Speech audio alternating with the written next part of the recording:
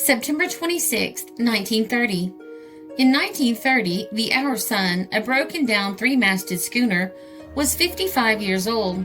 She had a 73-year-old captain, Fred Nelson.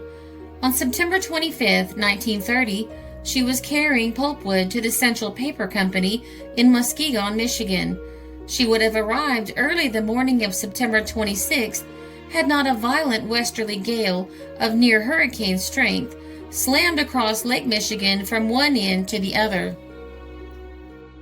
The strong wind made quick work of all the schooner's canvas, leaving her without propulsion and consequently without any way of controlling her heading. Without control, the Our Sun fell helplessly into the trough of the seas, the worst position with respect to the waves.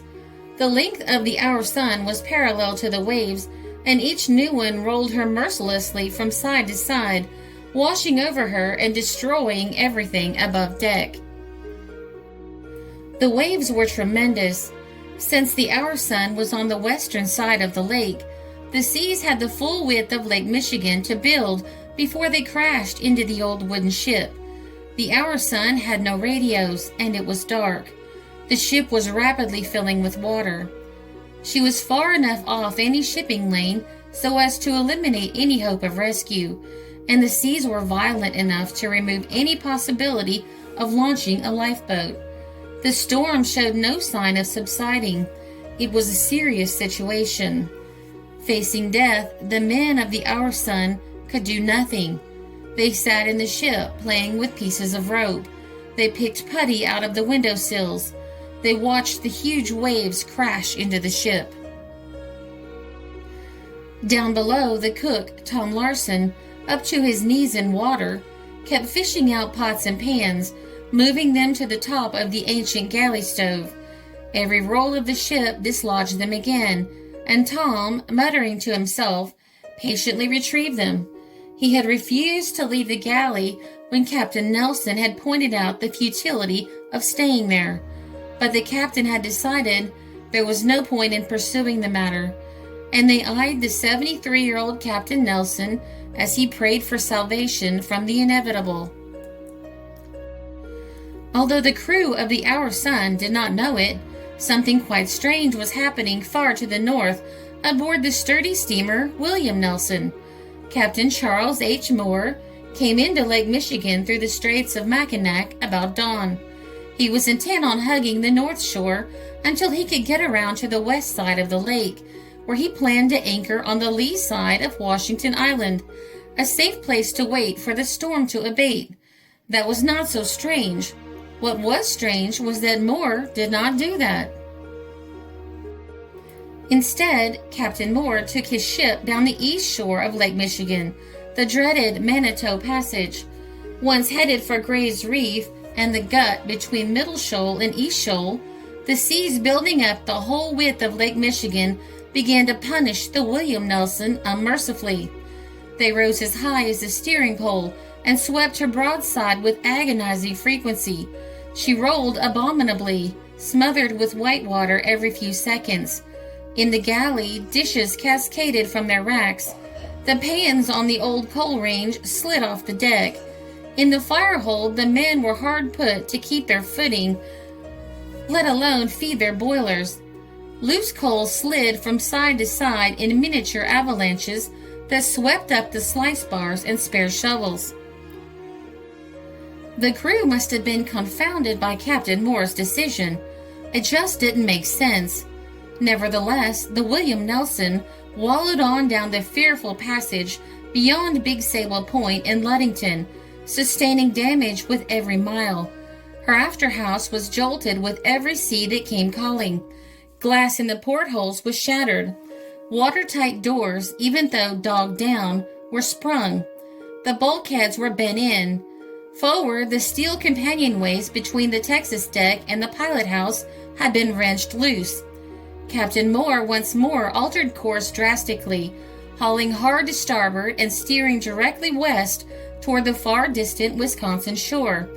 Butting into the huge seas that now assaulted her head-on, the steamer suffered still more damage.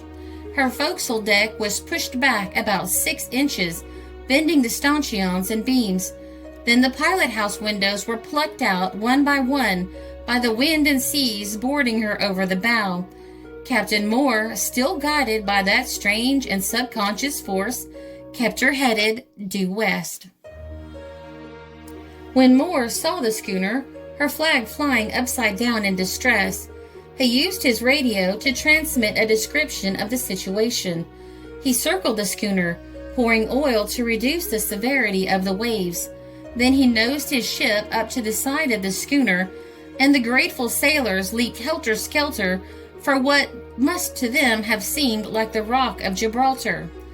The William Nelson carried them safely into Chicago, and Captain Fred Nelson of the Our Sun said this about their ordeal. The storm struck us about 8 o'clock Friday morning, a few hours after we had left Sheboygan with a cargo of pulpwood, said Captain Nelson. It steadily mounted in intensity until 30-foot waves were breaking over the cordwood piled on the deck. The water soon began to work into the hold, and it was necessary to start the pumps. Part of the cargo was washed away around noon, and the water began to rise faster. By 2 o'clock, it was plain that we were losing ground, and I gave the order to hoist a distress signal, that is, an inverted flag. A short time later, the William Nelson came into sight, but the seas were so high it seemed impossible to expect aid from her.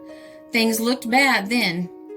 Captain Charles H. Moore of the William Nelson then took up the story, telling how he circled twice around the schooner, asking that it be headed into the wind so he could bring his boat near. We then worked closer and closer, related Captain Moore, until our bow was only a few feet from the schooner. The waves were rocking both boats badly, but fortunately they did not crash together. Finally, the gap became so small that the men from the schooner were able to jump across. The schooner sank about 60 minutes later. Adding to the strangeness of these events is Captain Moore's history of similar rescues. Moore saved 7 from a sinking yacht in Georgian Bay in June 1922. In November 1926, he saved 3 from a disabled yacht in Lake Erie. In 1927, he rescued the crew of the Mildred during a Lake Erie snowstorm. And in 1929, he rescued 6 after their yacht capsized in Lake Erie. Even after a lifetime at sea, most mariners never come close to a single such disaster. Was it a vision? A hunch? ESP? Whatever it was that drove Captain Moore, the events of that particular day were amazing. Without Captain Moore deviating from the accepted route down Lake Michigan, the Our Sun would have become another ghost ship of the Great Lakes, and the crew would have lost their lives. 2 years later, Captain Charles H. Moore of Lakewood was given a Congressional Medal for his valor. Captain Moore had rescued 27 persons during the 10 years previous. A special medal for valor at sea was given to the captain through a movement started by fellow seamen and the International Shipmasters Association. The Our Sun itself had an interesting history. It was built in Sandusky, Ohio in 1875. She was the second of the ships built for Captain Harry Kelly, the first one being the Orphan Boy. The Our Sun was quite a bit larger. She was a 3-master with several square sails in her foremast, and as she measured 720 tons register, she was capable of carrying 1,500 or 1,600 tons deadweight, an enormous lake cargo in 1875, and then too much to get through the Welland Canal readily. While the Orphan Boy was still earning dividends and her successor was yet on the stocks, a heavy blow fell on Captain Kelly. His firstborn son, for whom he had destined this paragon of the lakes, was drowned. It was a disaster to the parents. The mother was heartbroken. The father, rallying to the support of his wife, went on with the launching preparations for the new vessel. When she plunged into Black River with a mighty splash, as he ripped the covering Stars and Stripes from her sternboard, He pointed to the newly painted name which the flag had concealed. It read, "Our Son." "She's the finest monument any sailor ever had," said he, kissing away the tears that streamed down his wife's cheeks. "Harry would be proud of her." The son prospered like the father's orphan boy. Captain Kelly sold her in '79. He had already sold the orphan. She went down with all hands in Lake Michigan afterwards, drowning 12 men. The son had several owners, towing behind the steamer J.H. Outhwaite with the barge Genoa in the 90s, and going later on the Milwaukee Register under the ownership of Winnan Schlosser. In 1923, Captain Fred Nelson, one of the last of the schoonermen who had taken the Alice of Milwaukee to saltwater in 1918 and was shelled for his pains at Mobile, got hold of Our Son. The reason the Alice was shelled was that the harbor guard had never seen a lake schooner in his life and thought she was a German because she was not flying a Coast Guard flag. That was better than Pearl Harbor, but not healthy for the helmsman. Captain Nelson came back to the lakes and took over the task of rejuvenating the 48-year-old half-brother of the long-lost orphan boy. Our Son's lofty spars had been cut down to very little to reduce windage and wage bills in the long years while she was towing. But Captain Nelson got 3 good-sized barge sails for her remains of mast and a pair of jibs and a little spike bowsprit in the place of the 60-foot nose pole she formerly carried. Being a practical man, he managed a stubby topmast for the foremast and got a short yard across so that he could spread that piece of canvas dear to every schooner man on the lakes, the triangular raffy, so useful in turning the vessel's head the way she should go. Once Our Son had square double topsails and a topgallant sail where the little raffy grew. Although her original 16 sails had been reduced now to 6 smaller ones, Our Son was once more manageable under canvas.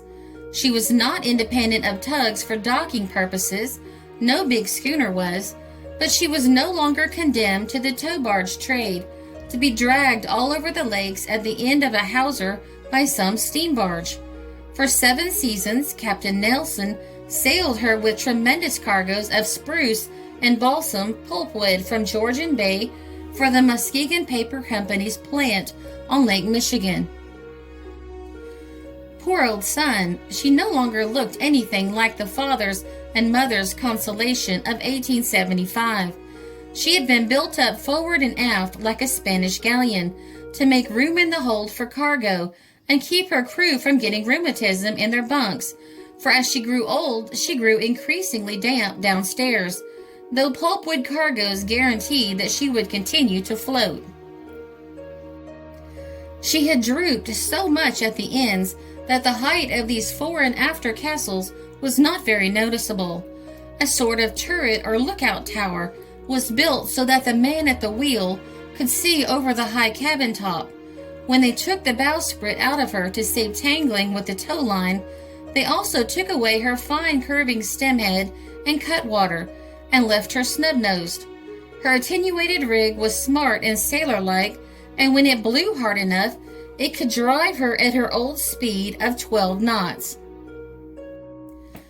But when it blew that hard, Our Son hastened for shelter, hoping to arrive all in one piece. And when it wasn't blowing that hard, the small area of her sail plan made her creep like a snail. One interesting note is that in all her 55 years of service, the Our Son never had a name change, quite unusual for a ship. The last schooner in active service on the Great Lakes was the J.T. Wing, a 3-masted turn schooner, as they are called in the East, brought up from saltwater a few months before the Sun was lost and engaged in pulp and lumber carrying on Lake Huron up to 1938 or so, when she was taken over for training purposes by some of the U.S. services.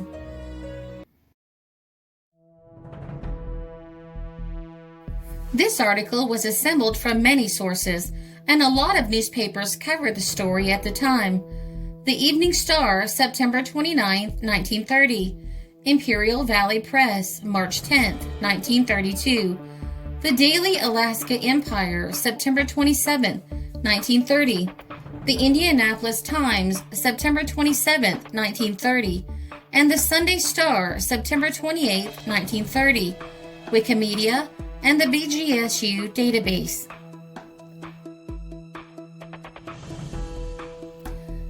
This is a Country Road production because history is fascinating.